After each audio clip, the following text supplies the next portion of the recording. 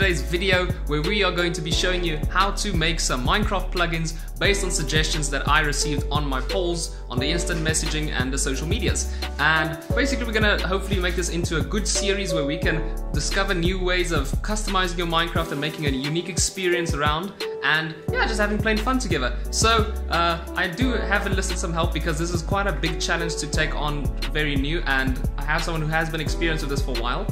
He has been learning a bit of the Java, and I'm keen to take a few points and stuff. This is my cousin, Slay3r, as you all know him on his channel.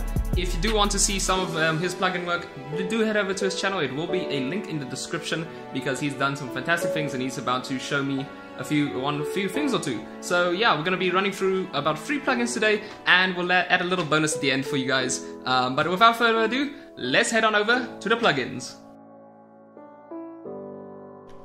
At random intervals, there should be a Hail Mary of arrows. Traditionally, a Hail Mary of arrows was a coordinated timed event in which archers would fire a flurry of arrows at a specific trajectory for maximum effect against enemies in battle. It looks intimidating and great, it immediately evokes this feeling of medieval or ancient warfare, and overall it's just a great war tactic or plugin to have. But it's complicated. See, these trajectories often need a great deal of mathematics, as they are based on the trigonometrical function of the player's distance and the height of the arrow as well from where it is fired. This usually involves sine and cos and tan. Now, taking factors like if you're in a cave, hence the arrows can't hit you because the roof of the cave prevents it from entering, bobbing up and down in a fluid like water, or just at different altitudes of different biomes, it becomes a very complicated plugin. So, we improvised a little bit. So as you can see, we are currently in the server, and as you may notice, there's already arrows in and around and falling from the sky, which is a good sign. I'm just being chased by a zombie, which is why I'm making haste. Now, you will notice with this current setup that there is not going to be a lot of arrows falling. Reason being, do keep in mind, it is particles that are randomly spawning based on a move event by the player, meaning it has to register an event where either you're looking around or you're moving forward or jumping or whatever, and then of course react with adding particles falling around you like that arrow just did right in front of my face. So it's pretty tolling, and I do not have like a good like a pro gamer laptop out here, so I'm running pretty standard stuff, but as you can see, it is like obviously reacting to the player move events and dropping the arrows as shown. It will sometimes have this little effect of like a bit of a delay from when like there's like a sudden burst of arrows that falling, or sometimes it's just a constant stream. It's kind of random, but I guess it will probably run better, way better on a baby zombie, on a more like compatible or competent computer. But as you can see, there is events triggering this arrows to fall around randomly, and yes, they do hurt,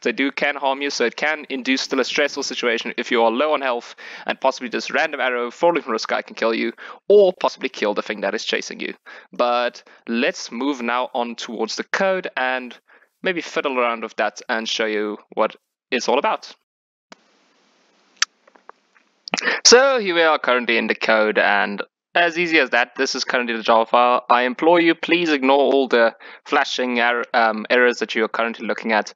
That is not currently being affected when you put it in Spigot. It's just because I removed that package and now it's throwing a lot of errors, which means it won't run any clips. But once you throw this .jar file right there into Spigot, it will run smooth. This is exactly what we were running currently in the server. And as you can see, we're just importing quite a few events, such as like being able to get the location of the players and the entity itself, entity types, event handlers, and all that sort of stuff, which you can look more on in Bucket. But basically, this class is called random arrow and extends off of a Java plugin that implements a listener, which is obviously when it's listening for certain events, such in this case, a player movement event. Now we have our standard on enable function you can see over there, which basically just registers events in the server and the plugin manager. And we have an event here. I just called it on time because originally we were going to make something periodic, but I thought it would work better if it's a player move event.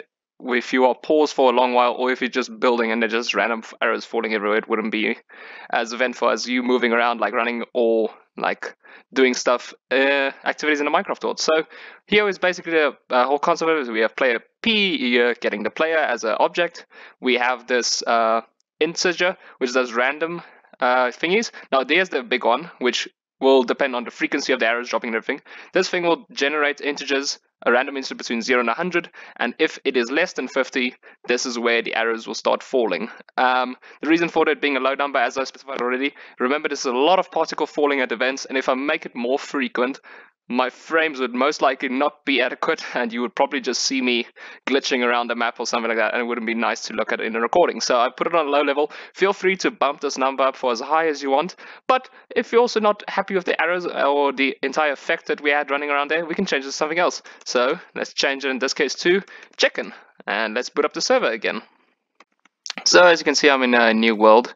I regenerated the server, I put in new files, and started it back up in a new world. But funny enough, it is not dropping chickens, it's still dropping arrows, even though in my Java files there's clearly no mention of a random entity that is arrows. It's been changed to random entity that is chicken. So that's a bit of a weird thing. It's probably just that there's like an update log that you have to fix in that, but I'll get back to that. It's no biggie, but basically you can play around with that, the idea of having some sort of random entity drop on your head or drop around you, and customize it to your will. But the thought of chicken did put another idea in my head.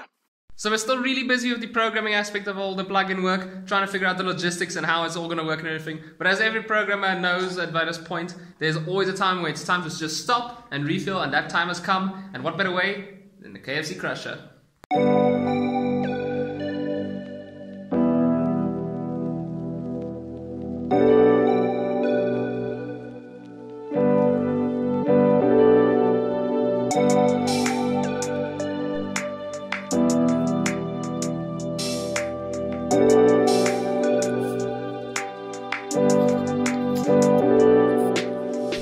The second plugin stated was, every time you find diamonds, you should be rickrolled.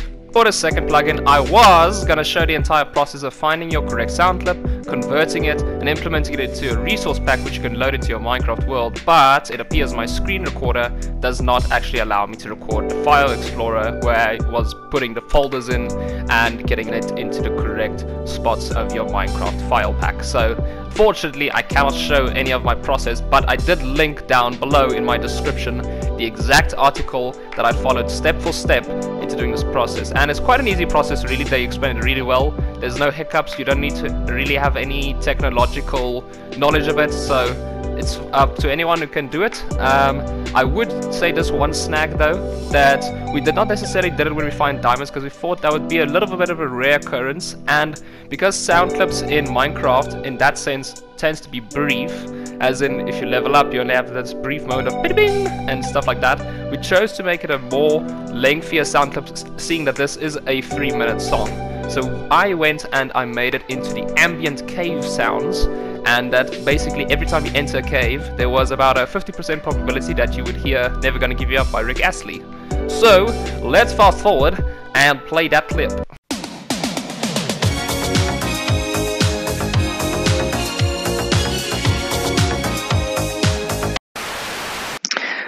Alright, well, we're in my server now. Oop, a little bit of a frame drop there. But yeah, so I've added the sound now, but it's all ambient sound, which means it's pretty, periodic based, and I have to be in a cave and everything. So I don't have time for that. I'm an impatient guy, so just gonna demonstrate the command. You do the play sound command, you do the ambient cave, because it was all ambient cave noises.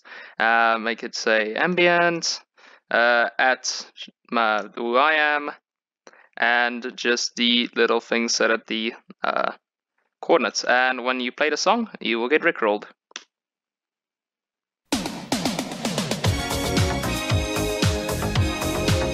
Oh friends. And there you go boys, that's how you add your own songs into Minecraft. In our final plugin for today, we were asked if we could swap maybe the diamond and the coal ore, in the sense that diamond becomes the most common and coal becomes the least common. Now this is actually doable, without a plugin or anything. The only thing is, you're gonna have to unfortunately play a version of Minecraft 1.8 or earlier. Reason being, around version 1.12, Minecraft decided that they did not want any changes to be made to the generic ores or their configurations. Now, as you can see on the screen, I'm going to just run through a quick demonstration of how to do this on version 1.8 and a similar version and earlier versions before that. So it's just believable this way, but if you do want to keep your version of 1.16 or anything past 1.8, you're going to have to unfortunately invest into a data pack and possibly change the configurations of the biomes in there, which is a very long and tedious way. So if possible, I'd really recommend just sticking to version 1.8 as well and just playing your customized all world in such a way. But as always, that is the end of the video today, and as I promised, there was a bonus that I'm going to include, but look in the description as well. There is going to be 2 links there which is going to help you customize your own dimensions, and it is really nice, it's really easy, it's a very interactive user interface and anyone can basically use it, it's very user friendly. But the idea is just to create your own dimension in the sense that you will, instead of the overworld, generate your own biomes, which can be a customization of maybe a little bit less of the desert and stuff, or maybe just a combination of all the nevers and all the other biomes you like. But it's up to you. Just check out those links if you want to and if you're keen. And yeah, that's all from our side. Do remember to, if you do like this type of content, remember to like and subscribe. And if you want a new episode, drop those suggestions down below. We're very keen on trying to code it and very keen on trying to make some new things. But that's all from our side. So see you guys next time. Bye.